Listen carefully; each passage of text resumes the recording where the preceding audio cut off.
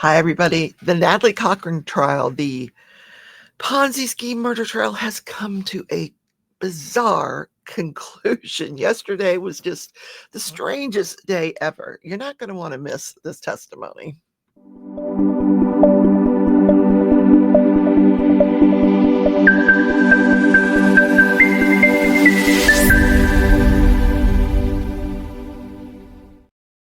Hi, everybody. Welcome back. Don't forget to subscribe, hit that thumbs up button, and the notification bell so you don't miss a single episode. Everything is playlisted on the Crafting and Crime Daily playlist podcast, and it's all color coded. So you can go back and see what you missed. Anyway, oh my gosh, you guys, yesterday was crazy. I've never seen anything like it. It was like a cross between a sentencing hearing and a death penalty mitigation aggravation thing. So they were supposed to, the witnesses were, and it was like an adversarial proceeding, like cross-examination. Like, why would you want to cross-examine victims? And they were doing that. I'm like, oh, I was mortified. Ugh. Anyway, um, you just don't do that. It was just really weird. And there seemed to be like no rules to this whole thing. It just, the judge said they were going to hear evidence, the jury, about the defendant's character. So at the end of this process, at the end of hearing all the testimony yesterday from the victims and other people, the judge told the jury that they would have to decide whether Natalie would be eligible for parole in 15 years. That would be showing her mercy, or just life in prison without the possibility of parole. So they had to sit through this. It was agonizing. And then, so the judge's like, call your first witness. And so the state stands up, or the defense stands up and says, I thought we were going to do opening statements. And he's like, oh, yeah. Oh, okay, opening statements. Like, there was no like logic to what was going on here. So they did these brief, inconsequential opening statements. So the first person to take the stand was Natalie's sister. And it kind of went along a theme of like, the defense was actually leading them. Like, what did she do that was good? Did she do blah, blah, blah? Because basically they were sitting on the stand and just, I'm begging you, please, I'm begging you for the, I'm like, whoa. They were all just begging for mercy. But, and seemed to be struggling with, what are the redeeming qualities of this woman? But she did have, so Penny had to say that, uh, she always made her family priority. She never bought anything for herself. She taught Sunday school. She played piano in the church. She sang in the church. She, and then on cross-examination, it came out that, at the time that all this was going on, she was a single mother of a girl named Rachel, and she's going to testify as well. And then she was swindled out of all this money, you know. Crazy. $50,000, give or take. So, and what these people believe that testified on her behalf is that Natalie couldn't pay them back because the government seized all of her assets. That's what they thought. So then there came Natalie's aunt, and she was very well spoken, but very preachy, very preachy. She said Natalie was a kind, compassionate, loving person,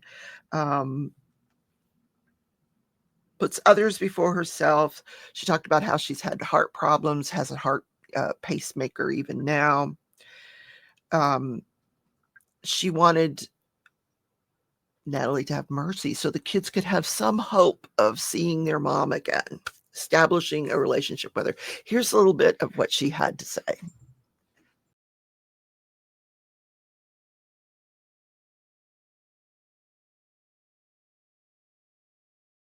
Aware of personally that she has done. As a youth, she donated her money to buy Christmas presents for the needy. She would come to my elderly aunt's home and other elderly people to give them flu shots and to help with other necessary needs. She volunteered to conduct poison prevention demonstrations at local schools, conducted free health eating course for seniors. She conducted flu shots and clinics at the churches and at Sewing for Souls. She conducted health seminars at the Lions Club,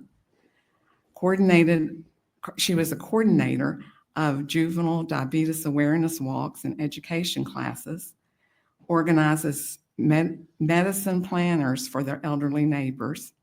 She volunteered at Sewing for Souls and at her church with the Bible printing ministry. She taught cubbies and awanas at her church for 5 years and played the piano for 4 years at her local church. She even volunteered at Daniels Elementary when they lost their music teacher because of lack of funding, and she filled in free of charge. She volunteered at Habitat for Humanity as well as Homes for Seniors. And while in prison, she organized and helped with Bible studies, beginners, intermediate, and advanced Bible studies. She wrote 2 devotion books. I know one has been published. I think they both have. And they're using those in the prisons now. And even at Southern Regional Jail, they have some, but also in Kentucky and Tennessee, the prison ministries there are using the devotion and study books that she wrote for the women prisoners. I hope that you will consider Natalie's history of being generous, caring, and giving person, and consider giving her mercy.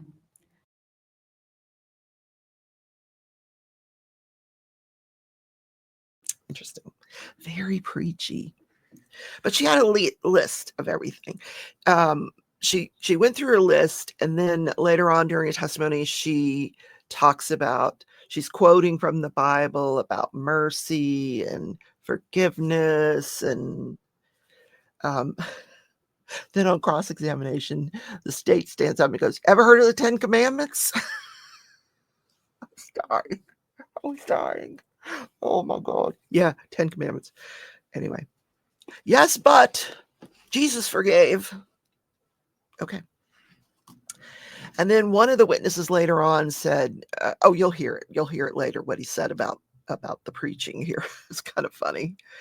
So basically, she just made some unwise decisions. Okay. Then the next person on the stand was Rachel, the daughter of Penny, the sister. So this is Natalie's niece. She's 26 years old. She said, oh, she was more of a mom. She always included me in everything, even like from going on the trips, just to, like, if they were going to go out to eat, she'd call me and we'd go out to eat. She never left me behind. But we found out she was one of the scholarship recipients. And full ride never happened. But like I said, they believe that this didn't happen, like that the money had been set aside to pay these scholarships, but the government seized it. Okay. Then we had Natalie's father, who said she's a giving person, that she did social service work in high school, that she met and married Michael in high school, and then they went on, I think they got married their first year of college. She always put her family first, and he basically just chronologically went through her life, his relationship with Michael. And then we had Daphne Jessup, Natalie's mom. So Natalie's mom was basically blaming Michael. And she tried at one point to say that he would fake lying on the floor. So she told her daughter, next time this happens, take a picture. But she got cut off. So I'm curious where that was going. But they're like, no, sustain, don't, just move along. She said Michael was a very domineering figure in the family, but it worked for them. Then she talked about how she has this favorite little village in Africa that she has a ministry, and they help out this little village, and Natalie donated $5,000 so they could buy seeds to grow vegetables and have blankets. And but so she was asked, well, has she done anything good while she's been in prison? Oh, yes. She's written this devotional book, and the first print was only 30 copies, but it's gone. She said it's being used in other prisons because it's a part devotional, part journal. And apparently when you're in prison, you're allowed to have a journal, have that type of book. That's one of the things you can have. So it's quite popular. And they're getting ready to do print number 2. Now, is she making money off this? I highly doubt it, especially if you only printed 30 of them. It's probably like a self-publishing type thing. But in any case, she also said she's trains people that are going to get out of prison how to work at Starbucks. What do they have, like a fake Starbucks? Or do they have Starbucks in prison? Like, is this a thing? Starbucks in prison? What? I think my retirement plan is back on. I always said that I was going to rob a bank and just go to federal prison. Especially if they got a Starbucks, So she trains these women to work at Starbucks when they are released. That's really cool. Okay. So that was Mom. Then there was a friend of Natalie's who her son was dating Natalie's daughter, and yeah, for a lengthy amount. I don't, maybe still is. I don't know. She said she owned an antique shop, or owns an antique shop, and she hired Natalie. This is after Michael's death. She hired Natalie, and Natalie kept her organized, and yeah. Then we had the defense rested, and the state put on their witnesses, and one of them was this guy Chris. Chris was the father of the boy that had the neighbor that had diabetes type 1. And one of the things he said I thought was really interesting was she did not keep my son's insulin at her house. It's just not true. But here's something interesting. Here's some of the testimony that he gave that I thought was really interesting. Do you have an opinion as to whether or not this jury should grant mercy to this defendant?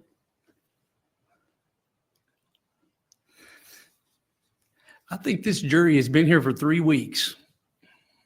And this jury's heard everything they need to know. They don't need my opinion, don't need my thoughts, and you don't need me preaching at you. You know what you know. So with all due respect, I don't have opinion for these folks. I thank you. I know Mike would thank you.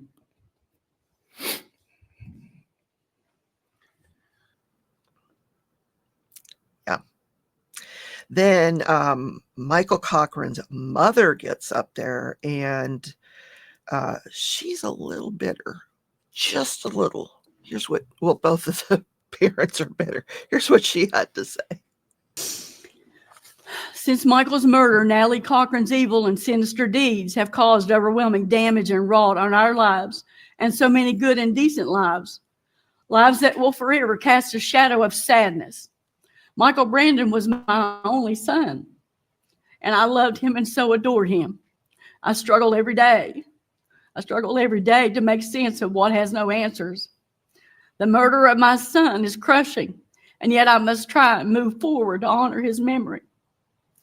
Today, as we approach 6 years since Michael's murder, February 11th, 2019, we as a family have had to endure the glacial process of prosecuting Natalie Page Cochran for murdering our Michael Brandon, while we also mourn his death.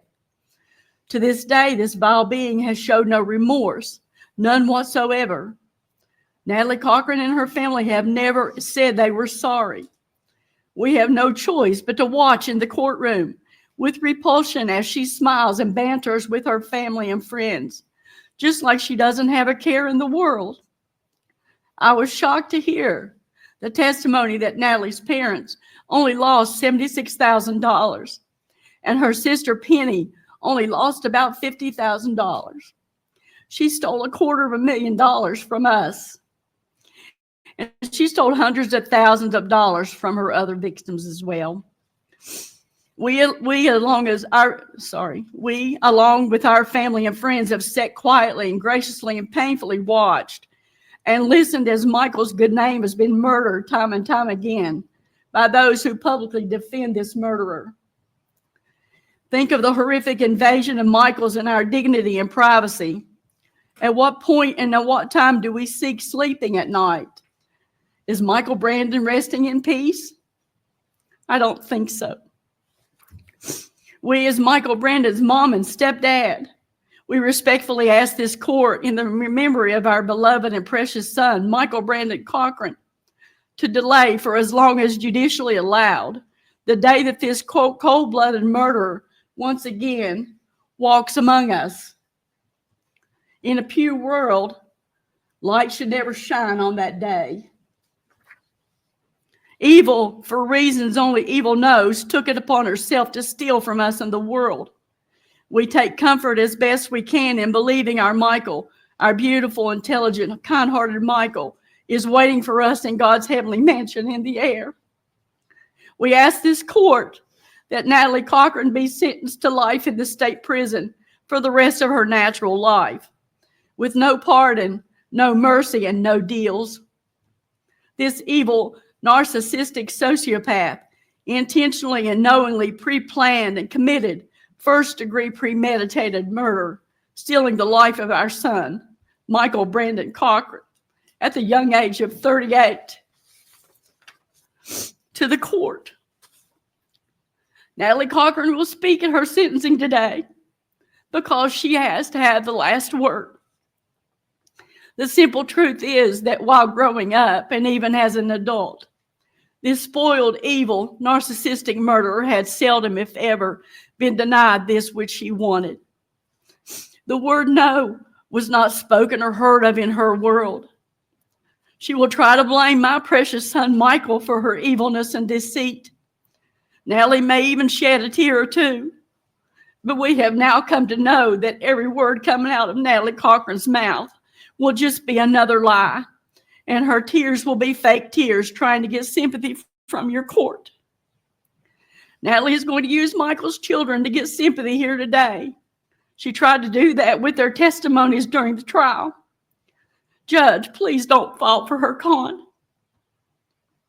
That's what Natalie does. She only cares about herself.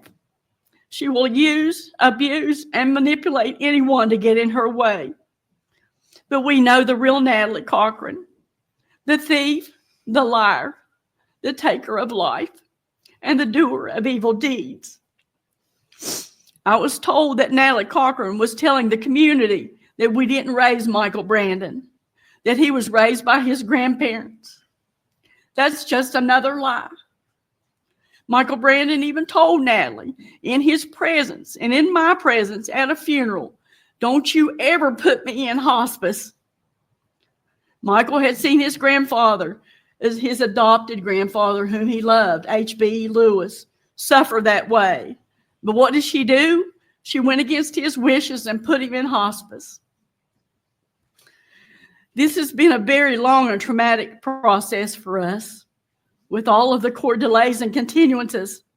We have never given up, and we have been Michael Brandon's advocate and his voice. We have been waiting almost 6 years for justice for Michael. Throughout these 6 years, we have had to just sit back and be silent while Natalie gives newspaper and media interviews about my precious son, Michael, and her statements about what happened on February 6, 2019, and the incidences leading up to his death. The media will not try this case.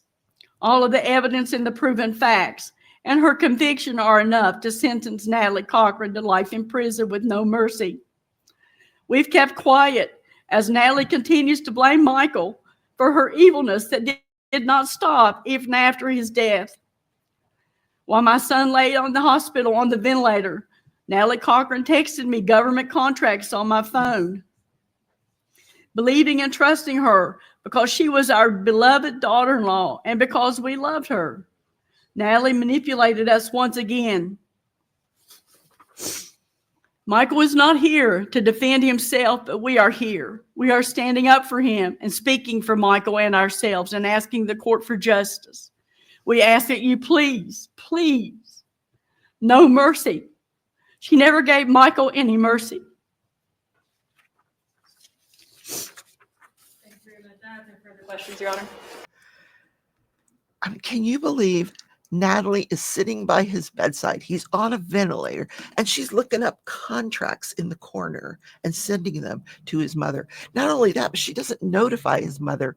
She doesn't find out that he's in the hospital till like 10:30 that night, which she's a little bitter about. She's also very bitter that, now that all this has gone down, she's lost a relationship with her grandchildren. They won't even speak to her anymore because of the taint that their Natalie's parents and Natalie have put on them, which is so sad, so sad. But I'm going to wrap this testimony up by showing you what Natalie's father-in-law had to say, and it was interesting. Life in prison for a premeditated murder may seem fair, but what I think is just would be to take a rope over here to the courthouse, throw it over the branch of that big oak tree. All right. Yes, I agree. So, funny story, when I was practicing in Florida, there were several courthouses where there's big oak trees outside of the courthouse. And that's what they used to use those things. That's what they used to do back in the day. Yeah, they'd march them out to the oak tree. Can you imagine? I just would love to know. I would love to have seen what the jury how they reacted to that statement, because you see it gets cut off. So they make closing arguments. And one of the things the state said, it was kind of a quote of the day. I wish I'd found that in the testimony to show you. But the state says, if you believe the defense or Natalie Cochran's family, she was the nicest, kindest, most loving fraudulent murderer you're ever going to want to find. Anyway, jury goes out. They're not gone very long, less than an hour. They come back, and here is what they decided. Madam Foreperson, has the jury arrived as a verdict? Yes, Your Honor. Would you please hand the verdict form to the bailiff, who will transmit it to me?